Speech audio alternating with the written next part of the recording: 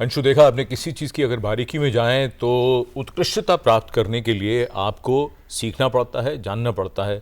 बहुत कमाल की जानकारी थी। बिल्कुल। और जैसा कि हम जानने, समझने और मंजिल की बात कर रहे हैं, मुझे लगता है कि इस आज की भागती दौड़ती ज़िंदगी में ना हम अपनी सेहत, अपने पोषण का कहीं ना कहीं ख्याल नहीं रखते हैं। मैं आपका इशारा बिल्कुल समझ रहा हूँ अंशु, क्योंकि आज वर्ल्ड मिल्क डे है और पोषण की दृष्टि से अगर देखा जाए तो मानव के लिए जो मिल्क यानी दूध और दूध के जो उत्पाद हैं उनकी बहुत बड़ी भूमिका है। प्रोटीन का सोर्स हो, विटामिन डी का सोर्स हो, कैल्शियम का सोर्स हो, हम सब जानते हैं दूध और उसके उत्पाद एक अपनी बड़ी महत्वपूर्ण भूमिका निभाते हैं। और आज वर्ल्ड मिल्क डे पर बातचीत करने के लिए ख़ास मेहमान हमारे साथ जुड़ रहे हैं। सत्येंद्र नारायण द्विवेदी जी हैं जो एल्ड वर्ल्ड ऑर्गेनिक्स के एमडी और फाउंडर हैं। द्विवेदी जी, आपका बहुत स्वागत, नमस्कार। आप स्वागत है सर। जी, दिल्ली से बाहर हैं, हमसे जुड़ रहे हैं, बहुत अच्छा लग रहा है आज के दिन, क्योंकि हम सब जानते हैं पिछली बार जब आप हमारे कार्यक्रम में आए थे तो आपने जिक्र किया था कि आप A2 गायों और गायों के दूध को लेकर और मिल्क प्रोडक्ट्स को लेकर काफ़ी काम कर रहे हैं। तो पहला सवाल आज आपसे हम यही पूछना चाहेंगे कि वर्ल्ड मिल्क डे पर दूध के महत्व को अगर आप बताना चाहें तो किन शब्दों का आप इस्तेमाल करेंगे? दूध तो जैसा कि हमारे वेदों पुराणों में भी इसका जिक्र है, आयुर्वेदा में भी जिक्र है कि वेद माने माँ के बाद जो दूसरा दूध है वो गाय का दूध होता है और ये एक अमृत की तरह है और अपने आप में ये एक फुल मील भी है। तो ये एक लोगों में भ्रांति छाई हुई है कि मिल्क पीने से दिक्कत होती है, बट मेरा मानना है, मेरी जिंदगी में मैंने मिल्क पी करके ही जिंदगी आगे बढ़ाई है, क्योंकि गरीबी में भी जब लोगों के पास सिर्फ मिल्क ही मिल पाता था और बाकी चीज़ों पे उनको एक्सेस नहीं थी, तो मैं तो यही समझा और इसी बेसिस पे मैंने इसको आगे बढ़ाया और हमने अपनी गाय खुद पाली और अपने बाद उसके बाद हमने एक मिल्क प्रोडक्ट्स का भी प्लांट लगाया।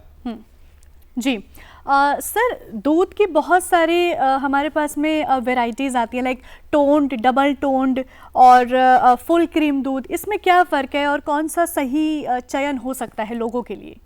ये डॉक्टरों ने कुछ भ्रांति इस तरह की फैला रखी है कि आप जो है वो फैट ना ले, और मेरा मानना यही है कि आज तक मैंने फुल क्रीम मैंने फुल फैट के साथ लिया है और गायों का ही दूध जो है मुफीद है हम सारे लोगों के लिए, क्योंकि ये इसका जो फैट है जिसको कि हम घी भी बोलते हैं, बाद में घी बनता है, वो 37 डिग्रीज पे मेल्ट हो जाता है और मनुष्य का जो टेम्परेचर है, बॉडी टेम्परेचर, वो 37 ही रहता है। तो जैसे ही ये घी अंदर भी जाता है तो जो फैट हमारा है वो गल जाता है, मतलब मेल्ट हो जाता है।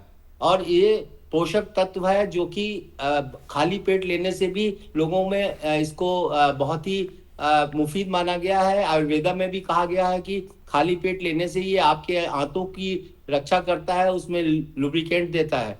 तो इसको बाकी जो टोन मिल्क और ये सारी चीजें हैं, मैं नहीं समझता कि इसकी कोई जरूरत है, but then still doctor says कि आप फैट निकाल के खाइए तो प्रोटीन मिलता है, तो वो भी एक उनका कहना है, तो हो सकता है, बट देन हम उसके मौफिक नहीं करते और हम उसको मानते हैं कि फैट भी लेना चाहिए, जरूरी है। जी द्विवेदी जी, चूंकि वर्ल्ड मिल्क डे है और बातचीत सिर्फ भारत तक ही नहीं दुनिया भर में होनी चाहिए, तो जैसा कि हम सब जानते हैं कि सिर्फ गाय और भैंस का दूध नहीं बल्कि प्रचलन में बकरी, भेड़, ऊँटनी और इसके अलावा याक का दूध भी दुनिया के कई हिस्सों में इस्तेमाल किया जाता है।